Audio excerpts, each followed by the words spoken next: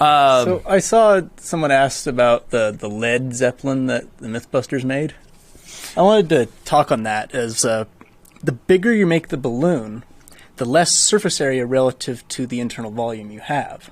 Now, if you take some dice, you have one die, it's got one unit on each side, and you want something that's twice as big. You add another dice to it.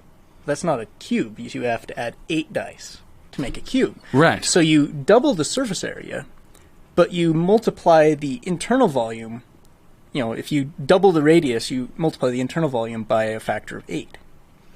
Indeed. So the surface goes to 4, the internal volume goes to 8. And if you triple it, the surface area goes to 9, and the internal volume goes to 27. So the bigger you can go, the lighter it is relative to the skin.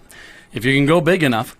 Because they're not increasing the same thing. I always think of it in terms of the sphere equations.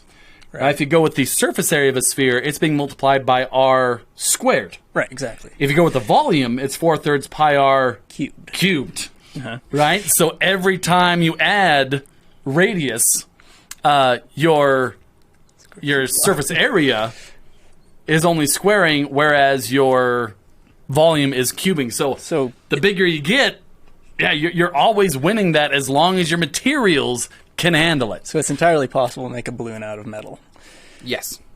And the Russians attempted it.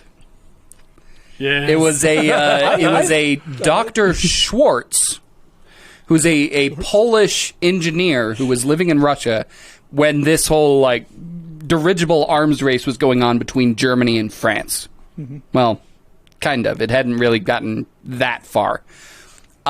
Schwartz goes to the Russians and says, I can make you a dirigible using this new wonder metal, aluminum.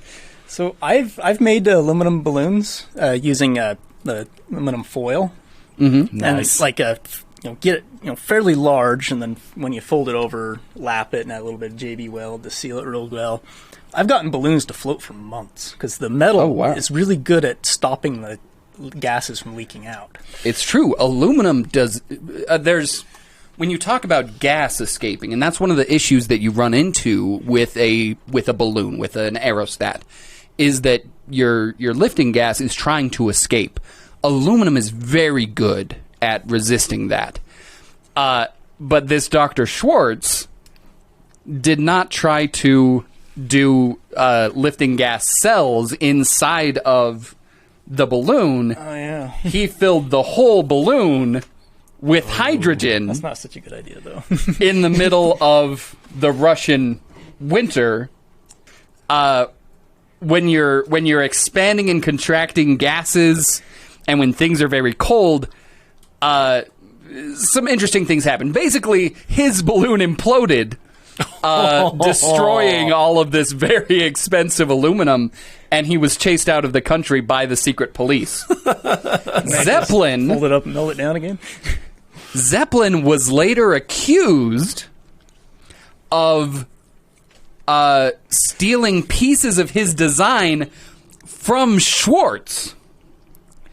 And Zeppelin was so offended that he was being compared to that crackpot that he challenged, I believe it was the Minister of War that had made the accusation, challenged him to a duel with heavy cavalry sabers. And it was only the Kaiser himself stepping in that stopped these two men from hacking each other to death. Over being compared to the guy that tried to build an aluminum balloon. Oh, man. Fred Zeppelin, that would have been so metal. If he had died in a heavy saber duel. Yeah! For his honor.